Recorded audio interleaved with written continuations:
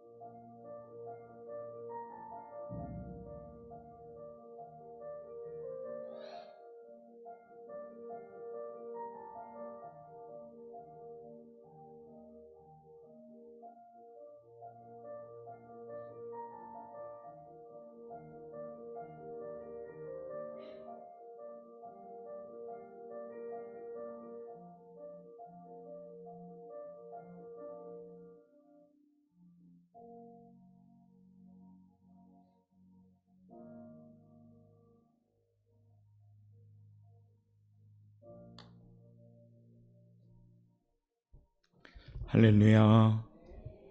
예, 우리 자녀는 우리의 것이 아니라 하나님의 자녀인 줄 믿습니다.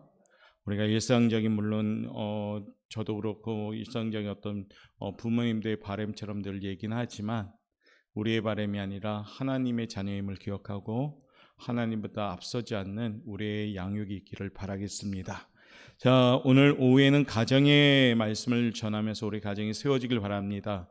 오늘 이 본문의 말씀 우리가 너무나도 잘 아는 말씀인데 오늘 가정에 좀 초점을 맞춰서 함께 좀 생각해 보고자 합니다. 1948년 5월 14일 날 독립하기까지 방황하며 살아간 민족이 있다면 그 민족은 유대 민족입니다. 그렇지만 그들이 한순간도 잊지 않은 채 싸들고 다녔던 것이 몇 가지가 있다 합니다. 첫 번째는 먼저 유대인들은 흙을 싸들고 다녔다 합니다. 그들은 나라를 잊지 않으려고 목에 조그만 흙자루를 걸치고 다녔습니다. 그리고 죽을 때에는 그것을 무덤에 뿌렸다고 합니다. 그 다음에는 토라를 가지고, 토라 흔히 성경이 있죠. 토라는 유대인들의 생명과 같았습니다. 그래서 늘 지니고 다녔습니다. 세 번째는 안식일을 가지고 다녔습니다. 1900년 동안 나라 잃고 방황했지만 안식일만은 잊지 않았습니다. 그 다음 메시아 신앙을 잊지 않고 상기했습니다. 예수님이 메시아로 오셨는데도 불구하고 그들은 그것도 모르고 지금도 여전히 메시아를 기다리고 있습니다. 네 번째는 그들은 잊지 않은 것이 있다면 가정이었습니다. 그들은 가정을 최고로 알았기에 예를 들면 군대에 간 자녀가 있어도 그 자녀의 식탁에 숟가락과 젓가락을 놓았습니다. 유학 간 자녀가 있고 출타 중에 있는 부모도 마찬가지입니다. 그들은 매월 초하루 월삭이며 어디로 졌든지 모든 가족이 모여서 함께 예배드리며 식사를 하는 전통이 있다고 합니다. 이것이 유대인들이 지니고 있는 그런 네 가지의 그런 필수 요소라고 합니다. 유대인들은 1900년 동안 막 떠돌아다녀도 집은 없어도 가정은 있었다는 겁니다. 그만큼 가정을 굉장히 중요시했지요. 그렇기에 신앙도 나라도 가정도 보존되고 아마 지금 부강한 이스라엘이라는 나라가 되었을 거라 봅니다. 집은 있어도 가정이 없는 집이 있다면 5월은 진정한 가정 회복이 함께 하시기를 바랍니다. 집과 가정은 엄밀히 틀린 것이에요. 집은 뭡니까? 사전에 보니까 사람이 들어서 살거나 활동할 수 있도록 지은 건축물. 가정이 뭡니까? 부부를 중심으로 그 부모나 자녀를 포함한 집단과 그들이 살아가서 물리적 공간인 집을 포함한 생활 공동체. 그러니까 집은 우리가 살고 있는 건물, 가정은 공동체란 얘기죠. 그러니까 집은 없어도 가정을 가진 가족이 있고 집은 있어도 가정이 없는 그런 가정이 있다는 겁니다. 이해하시겠어요? 그러므로 우리가 이 시간 말씀을 통해서 우리의 가정이 회복되는 5월이 되기를 바라겠습니다. 집도 있고 가정도 있고 그런 가정이 우리 오포영광교회 성도님들의 가정이 될 줄 믿습니다. 자, 그러면 가정이 회복하기 위해서는 어떻게 해야 될까요? 오늘 본문에 입각해서 1절과 2절 말씀 한번 읽어보도록 하겠습니다. 읽겠습니다. 시작. 사흘째 되던 날 갈릴리 가나에 혼례가 있어 예수의 어머니도 거기 계시고 예수와 그 제자들도 혼례 청함을 받았더니 우리가 잘 알듯이 가나의 혼인잔치가 열렸습니다. 문제점이 뭘까요? 포도주가 떨어진 게 문제점입니다. 더 큰 문제가 뭘까요? 예수님을 손님으로 청했다는 거죠. 이게 문제였다는 겁니다. 가정이 회복하려면 예수님을 손님으로 청하면 안 됩니다. 예수님은 우리의 주인인 줄 믿습니다. 주님이라고 합니다. 예수님이 주님이 되어질 때 그 가정이 회복되는 가정이 될 줄 믿습니다. 예수님을 초대는 했어요. 잘했어요. 그런데 손님으로 청했다는 데 문제가 있었습니다. 예수님은 초청을 받아서 가나에 오는 자체에 손님으로 왔습니다. 우리는 주님을 섬기지만 내 주장대로 산다면 주님을 섬기는 것이 아니라 그냥 손님으로 여기는 겁니다. 5절에 보니까요, 어머니 마리아가 예수님의 자리를 가르쳐 줍니다. 5절 말씀 한번 읽어볼까요? 시작. 그의 어머니가 하인들에게 이르되 너희에게 무슨 말씀을 하시든지 그대로 하라 하니라. 아멘. 어머니 마리아가 예수님의 자리를 정상화시켜요. 하인들을 통해서, 그 가정을 통해서 명령하지요. 무슨 말씀을 하시든지 그대로 하라. 주님을 주님으로 모셔라. 주인으로 모셔라. 다스릴 분은 오직 예수님이다. 이 의미로 말씀합니다. 우리 가정들이요, 하나님을 주로 삼아야 합니다. 우리가 주인이고 하나님이 손님이 돼서는 그 가정이 회복할 수가 없는 가정이 되는 겁니다. 가정에서 우리의 존재는 내려놓고 하나님을 높이고 하나님의 말씀이 존중되고 하나님이 나의 가정의 주인이 되어질 때 그 가정이 진정한 건강한 회복의 가정이 될 줄 믿습니다. 5월은요, 우리 주님이 우리 가정의 주인이 되기를 초청하시길 바랍니다. 손님으로 초대하는 것이 아니라 이 가정에 하나님 주인 되어 주시옵소서, 주의 은혜로 종의 집이 영원히 복을 받게 하옵소서, 이 기도가 우리 가정의 기도가 되길 바랍니다. 하나님이 높임을 받는 곳은 천국입니다. 각자 마음에서 하나님을 높이면 마음 천국입니다. 가정에서 하나님을 높이면 가정 천국입니다. 나라가 하나님을 높이면 나라가 천국이 됩니다. 진정한 가정의 행복은 하나님을 경외하는 가정이 복 있는 가정이 될 줄 믿습니다. 시편 128편에는 그와 같은 내용이 잘 나와 있죠. 쭉 한번 읽어봅시다. 시작. 여호와를 경외하며 그의 길을 걷는 자마다 복이 있도다. 내가 내 손이 수고한 대로 먹을 것이다. 내가 복되고 형통하리로다. 내 집 안방에 있는 내 아내는 결실한 포도나무 같으며 내 식탁에 둘러앉은 자식들은 어린 감람나무 같으리로다. 여호와를 경외하는 자는 이같이 복을 얻으리로다. 아멘. 여호와를 주인으로 삼는 자는 이같이 복을 얻으리로다. 여호와를 주인으로 삼는 오포영광교회 모든 가정은 이와 같이 축복을 받을 줄 믿습니다. 그래서 우리 가정들이요, 예수님을 손님으로 정하지 말고 주인으로 모실 수 있는 가정이 꼭 되시기를 주님의 이름으로 축복합니다. 두 번째 가정의 복은 어른을 존경하는 데 시작되는 겁니다. 어른이 어른으로서 존경받아질 때 그 가정이 회복이 됩니다.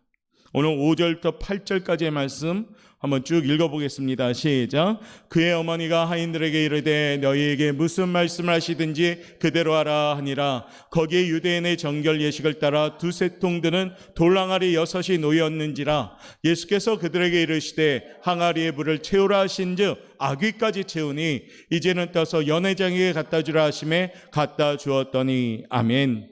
본문의 상황에 보니까 마리아가 굉장한 위치에 있는 것 같죠. 막 남의 혼인잔치에 왔는데 막 이래라 저래라 하고 있잖아요. 보니까 마리아가 어떤 상당한 위치에 있는 것 같습니다. 그러지 않고서야 남의 잔치집에 왔어서 이래라 저래라 할 수가 없지요. 아마 어른인 것 같습니다. 더구나 사람 보기에 얼토당토하지 않은 일을 시키는데도 아무튼 이래라 저래라 할 수 있는 어른의 위치에 있는 것 같습니다. 예수님도요, 자신의 모친 마리아를 이와 같이 호칭했지요. 오늘 4절 말씀 한번 읽어볼까요? 시작. 예수님이 마리아 어머니를 향해서 여자여 라고 했죠. 아마 우리나라 언어적인 상식적 이해는 야 이거 예수님이 버릇 없는 거 아니야?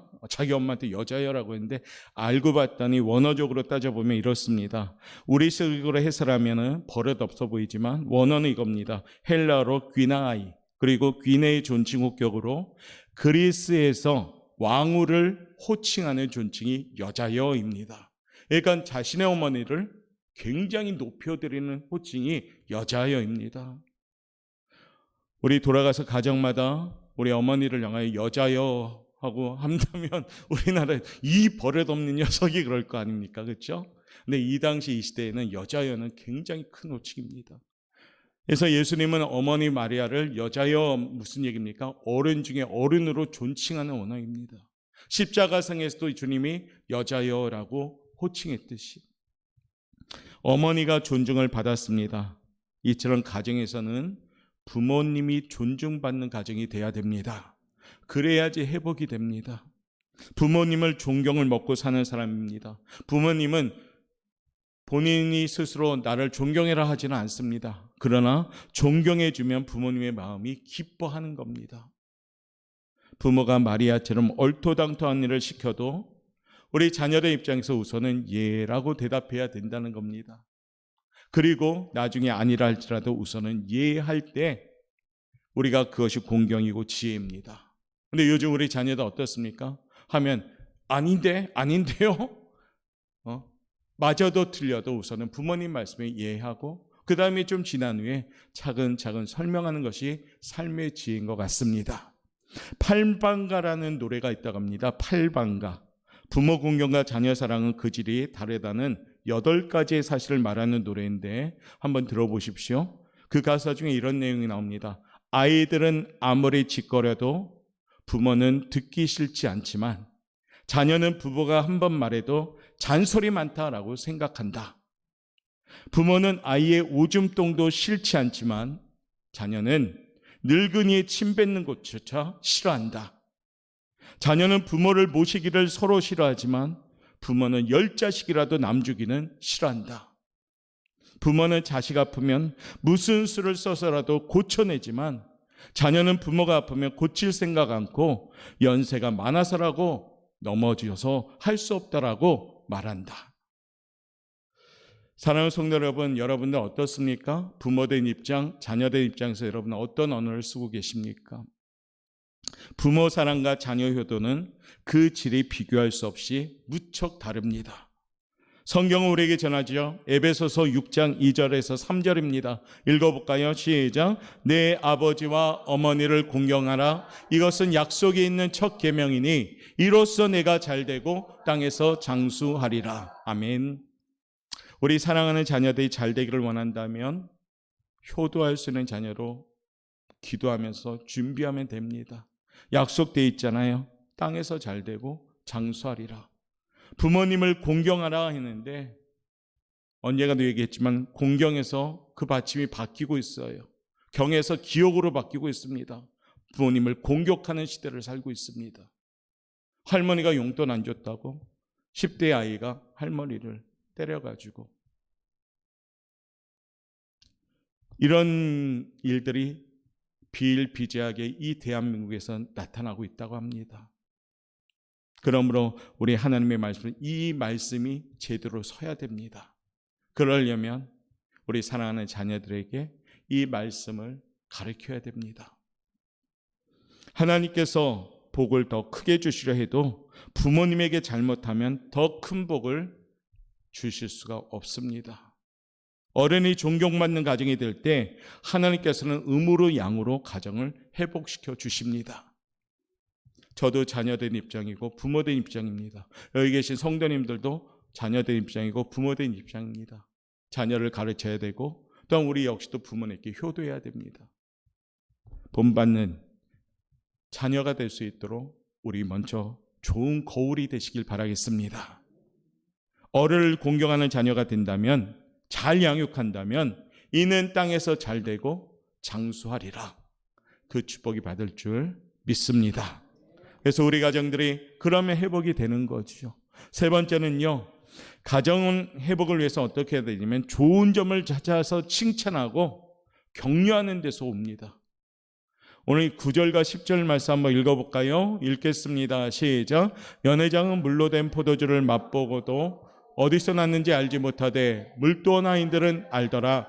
연회장이 신랑을 불러 말하되 사람마다 먼저 좋은 포도주를 내고 취한 후에 낮은 것을 내거늘 그대는 지금까지 좋은 포도주를 두었도다 하니라. 아멘. 연회장이 처음에 포도주가 떨어져서 삭막한 분위기였다가 주님을 주인으로 모시고 그 말씀 따라 그래요 하니까요, 그 환경이 바뀌어버렸어요. 그러니까 저마다 불평해서 입술이 왜 어떻게 바뀝니까? 칭찬하는 분위기로 바뀌어요. 그러니까 한 혼인잔치가 처음에는 좋았다가 그 다음에 냉랭했다가 다시 보니까 너무 더 좋아진 거죠. 처음보다 나중이 더 좋아진 겁니다. 신랑을 불러서 어떻게 합니까? 칭찬합니다. 왜 이제야 가져왔어? 왜 진작 주지 않았어가 아니라 할 말이 많았지만 칭찬합니다. 분위기가 어떻습니까? 해피엔딩으로 끝납니다. 오늘 가족이란 것이 그렇습니다. 모든 단점과 결점이 다 나타납니다. 그래서 남편 전도하기도 어렵고 아내 전도하기도 어렵고 가족 전도하기가 어려운 겁니다. 왜냐하면 단점과 장점을 다 아니까.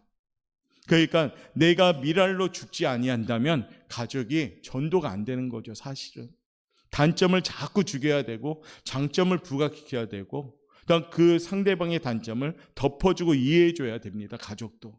그래야지 전도의 문이 열리는 거지요. 모든 것이 사랑 가운데 행복한 마무리를 해야 됩니다. 가정의 율법이 등장하면 불행입니다. 이 말이 뭡니까? 예절을 잊고 법도도 있어야 되는 건 맞는데 그것이 그 잣대가 서로 비판하거나 그런 법에 대해서는 안 됨을 얘기하는 겁니다. 가정은 사랑의 법으로서 존재되어야 합니다. 서로 사랑하라. 이 법이 우리 가정에 실천되어지길 바랍니다. 서로 용서하라. 이 법이 우리 가정에 실천되길 원합니다. 서로 이해하라. 이 법이 우리 가정에 실천되길 원합니다. 그러면 하나님이 우리 가정을 지켜주시고 회복시켜 줄 줄 믿습니다. 새로운 달 5월은요, 사랑하는 가정들이 회복되시길 바랍니다. 특별히 5월은 가족을 위해서 우리가 간절히 기도할 수 있길 바랍니다. 기도하면 분위기가 달라지는 거지요. 자녀보다 더 중요한 기도는 어떤 기도입니까? 배우자를 위해서 기도해 주시길 바랍니다.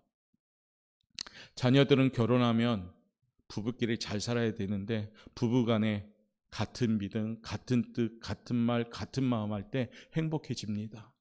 그렇기 때문에 더딜지라도 포기하지 말고 배우자를 위해서 계속 기도하십시오. 혹 같은 믿음을 가진 부부들은 행복함에 더 성숙함으로 복 많이 받으십시오. 그리고 사랑하는 남편, 사랑하는 아내를 위해서 기도하십시오. 그래서 서로 간에 칭찬해주고 용서해주고 이해해주고 매일매일 안 되면 축복송이라도 계속 불러주면서 남편의 마음을 허물어뜨리고 아내의 마음을 허물어뜨리십시오. 축복송 부르는데 누가 거기다 욕을 하겠습니까? 당신은 사랑받기 위해 태어난 사람. 우리 샬롬 전도회가 이번 여행 중에 제일 좋았던 게 뭔지 아십니까? 조격이요, 조격.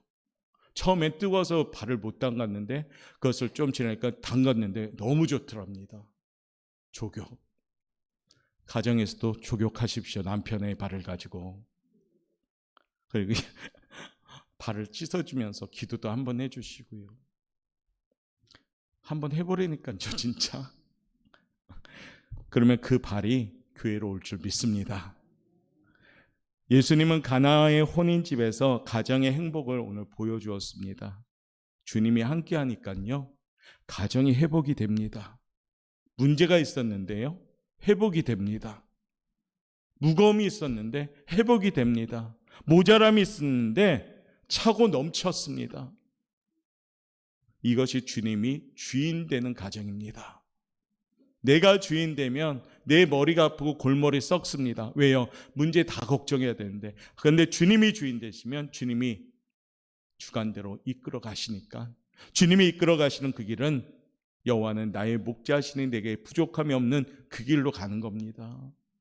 5월은 주님이 주인 되시는 가정이 꼭 되시길 바랍니다. 그리고 모든 일에 주의 말씀 따라 부모님에게 효도하고 자녀들을 사랑하고 부부지간에 서로 존중하며 하나님의 말씀대로 세워가는 가정이 될 때 물이 변해서 포도주가 되듯이 처음보다 나중이 더 좋은 가정으로 세워질 줄 믿습니다. 우리 보영학의 모든 가정이 5월에는 더욱더 잘 준비되어서 복 있는 가정, 정말로 축복받는 가정, 하나님의 살아 역사하시는 체험 있는 가정이 꼭 되시기를 주님의 이름으로 축원합니다. 기도하겠습니다.